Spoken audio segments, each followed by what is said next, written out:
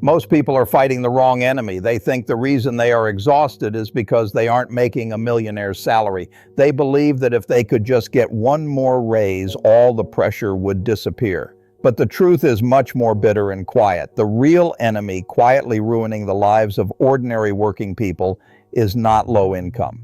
The real enemy is fragility. Look at a specific number, 5,000. It could be 5,000, it could be 10,000, but it is that moment when an ordinary person finally sees a little extra money in their bank account after months or years of grinding. You look at that number, you feel a little bit of relief. You think, finally, I am making progress. But this is where the trap snaps shut. Millions of working adults, people who work hard, wake up early, and pay their taxes in full, get stuck at this exact 5,000 milestone for decades. They hit it, then they lose it. They grind to reach it again, then something happens, and they are back to zero. That loop continues until they realize they are 60 years old, their knees are tired, and real security is still just an illusion. Today, we are going to strip down the mechanism behind that loop. We are going to talk about why hard work is never enough if your financial structure is leaking. And most importantly, we are going to talk about what to do with that small cushion of money so it actually becomes leverage and not just a rest stop before the next disaster. Do not expect get-rich-quick advice. There is no room for those illusions here. What we are about to dissect is the brutal difference between looking fine and actually being safe. When you get your first 5,000 in the bank, your brain plays a cruel trick on you. It tells you that you are safe. It convinces you that you have a cushion. But look straight at the reality of an ordinary life. A broken HVAC system in the middle of winter. A truck transmission that needs replacing. An unexpected medical bill because your young child had to go to the emergency room. A round of layoffs that leaves you out of work for 3 months. $5,000 is not wealth. $5,000 is not even investment money. At this stage, $5,000 is just a shield. The biggest mistake hardworking people make is treating their shield as if it were a gold mine, or worse, a license to reward themselves. They look at the account and think, I've worked so hard I deserve a vacation, or it's time to trade in for a new car. That is when they sell the piece of their future to buy the vanity of the present. The problem with leaving money sitting idle in the bank without a clear structure is that inflation silently eats away at it every single day. Your purchasing power evaporates in silence. But you are not allowed to take this first 5,000 and throw it into the stock market or crypto, hoping it will double. The purpose of this money is not to generate a return. The purpose of it is to prevent panic. It exists so that when your tire blows out on the way to work, you do not have to swipe a credit card with a punishing interest rate. It exists so you do not have to borrow from financial companies waiting to swallow desperate people. The opposite of being poor is not being rich. It is having room to breathe. But that room is only the first step. If you stop here, the gravity of life will pull you back down. There is a strange but incredibly common psychological phenomenon. Many people have a savings cushion in the bank, let's say 5,000, but at the same time they carry a 4,000 credit card balance with a 25% annual interest rate. When you ask them why they don't use the cash to wipe out the debt, they will say, I don't want to touch my savings, I want the peace of mind of seeing that balance in the bank. That is not peace of mind, that is financial suicide. The feeling of seeing 5,000 in your account while being bled dry every month by a credit card is an expensive lie people tell themselves. Let's do the cold math. Your savings might yield 4% or 5% a year if you are lucky enough to find a good account. Meanwhile, your credit card debt is swelling at a rate of 25% or 30%. You are trying to run up an escalator that is going down 5 times faster than you. Motion does not mean you are moving forward. Looking busy does not mean you are building a foundation. Paying off high-interest debt is not losing your savings. It is an investment that yields an immediate, guaranteed, risk-free return equal exactly to the interest rate you just cut off. Killing debt is how you plug the holes in your boat before trying to row out into the open ocean. And here, we have to talk about why people get into debt in the first place. Most consumer debt does not come from catastrophic tragedies. It comes from the quiet erosion of trying to keep up appearances. It comes from eating out on a Friday night because you are simply too exhausted after a week of meaningless work. It comes from upgrading your phone or buying a newer car just so the neighbors, who are also drowning in debt, think you are doing well. The price of trying to look stable is that you are never actually stable. Ordinary people pay for their fragility every day. They pay late fees, they pay higher interest rates because of lower credit scores, they can't buy goods in bulk because they live paycheck to paycheck.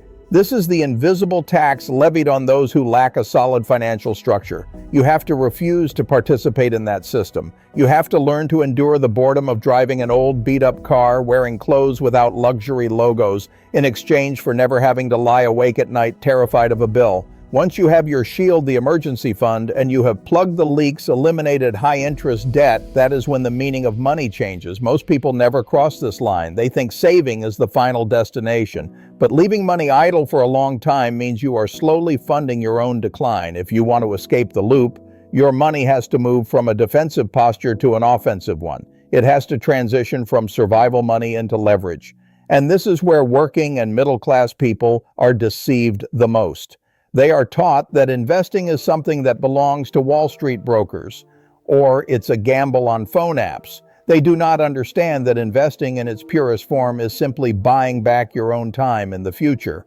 If you have extra money after the foundation is built, you do not buy things for display. You buy assets that have the ability to generate value on their own. That could be index ETFs mirroring the market, shares of solid dividend-paying companies, or real estate. Those are paper assets. But do not forget physical assets, things steeped in the sweat and sharp reality of everyday life.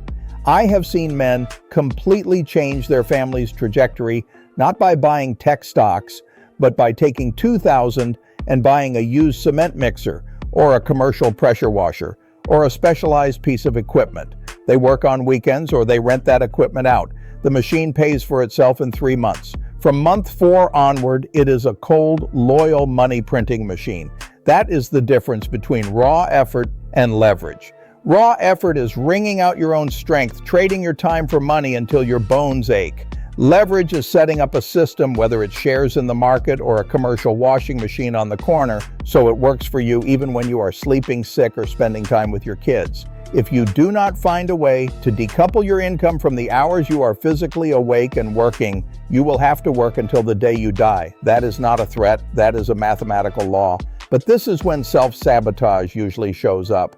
When a person starts putting their life in order, having an emergency fund, carrying no debt, beginning to invest a little, they will face a psychological enemy that very few warn them about. That is boredom. Becoming financially secure is an incredibly tedious process. It is like watching paint dry or watching grass grow.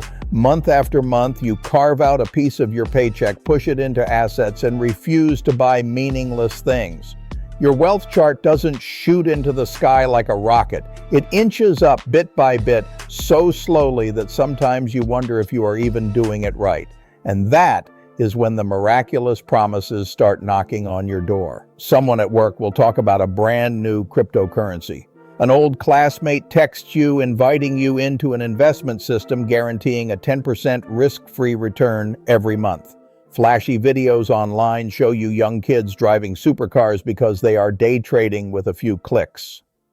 Fatigue and the desperate desire to escape the pressure will twist your mind. You start thinking, I've worked so hard and saved every penny, but it's still too slow. Maybe I should roll the dice with this money. Who knows? Do not do it. Patience is not just a virtue. In the financial world, it is a filter. It filters the foolish, the impulsive, and the miracle seekers out from the truly mature. Anyone promising massive returns without risk is targeting your desperation and your exhaustion.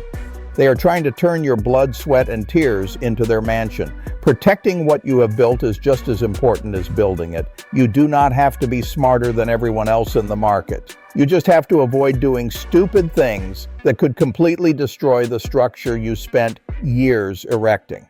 The ultimate winners are not the ones making the riskiest bets. They are the ones who can endure the boredom the longest without blowing up their own system. True wealth at the most practical level of human life does not lie in owning luxury items. It lies in being able to sit at the breakfast table, drink a cup of black coffee, and not feel a lump in your throat when you think about the future. It lies in your car making a strange noise, and instead of breaking into a cold sweat out of fear, you simply call the mechanic to fix it because your structure can handle it. It lies in the ability to look your boss in the eye and know that no matter what happens, you are not a hostage. Having $5,000 in the bank is an achievement, but it is only the starting line. It is the first test to see whether you will continue to be a victim of old habits or if you are ready to completely rewire the way you live. Turn it into a shield to protect your family. Use it to smash the chains of high interest. Continuously upgrade your own skills to increase your earning power, and then have the patience to let every extra dollar start working in place of your own fatigue. Life will always try to wear you down. The gravity of bills, of aging, of unexpected emergencies will never stop. Your job is not to hide from them, but to build a foundation sturdy enough that when those impacts happen, you do not shatter. That is not just a financial lesson. That is self-respect. That is becoming an adult who stands firmly on their own 2 feet, leaving behind the chaos, and ultimately finding peace. And if you want to reach that peace, you know where you need to start. Do it today. Let's step back and look at the bigger picture. The profound lesson here goes far beyond moving numbers around in a bank account. It is about recognizing the invisible systems that keep ordinary, hardworking people trapped in a cycle of exhaustion. We spend decades trading our irreplaceable time and physical health for a paycheck, only to hand that money right back to systems designed to exploit our fatigue.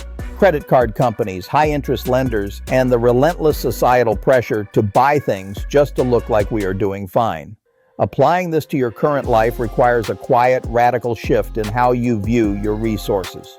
It means choosing structure over appearances. Starting tomorrow, look at your bank statement not as a measure of your worth, but as a blueprint of your vulnerabilities. Find the high-interest debt and attack it relentlessly. Treat your emergency fund not as a vacation account, but as a solid wall between your family and absolute chaos. When you spend money, ask yourself, am I buying an asset that will eventually buy back my time, or a liability that will chain me to my desk for another 5 years? True financial independence does not begin with a lucky investment. It begins with the unglamorous, highly disciplined refusal to finance your own fragility. Build a foundation so sturdy that when the inevitable storms of life hit, you don't break. You simply weather them with dignity. What is the one financial habit or hidden money trap that you feel has quietly held you back the most over the years? Please share your thoughts down in the comments below. I read them all, and it helps everyone in this community learn from real shared experiences. If this video brought you some clarity and value today, please subscribe to the channel. It supports this work and gives us the motivation to keep bringing you these honest, hard-hitting truths. See you in the next one.